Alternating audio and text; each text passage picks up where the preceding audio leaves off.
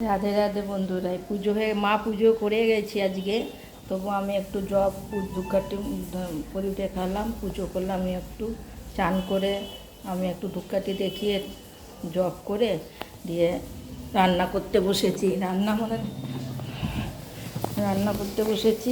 আজকে আমার সকালে টিফিন করেছিলাম আলু চচ্চড়ি, রুটি করিনি আজকে। এই যে মোচা করব, মোচার জন্য আলু ভাজা করছি। এই যে আলু ভাজছি। এই যে টকের ডাল হয়ে গেছে, নামাবো।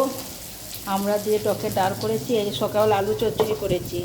আজকে ঘরে একজন এসেছিলো সকালে কথা বলতে গিয়ে, ওই জন্য ভিডিও করতে পারিনি। যে আলু চচ্চড়ি করেছি, মাকে আর পিসিকে পাঠিয়ে দিয়েছি। মাও আজ খেয়ে যায়নি টিফিন, দেরি হয়ে গেছে দিয়ে, ওই জন্য দিয়ে এটা মোচা করবো।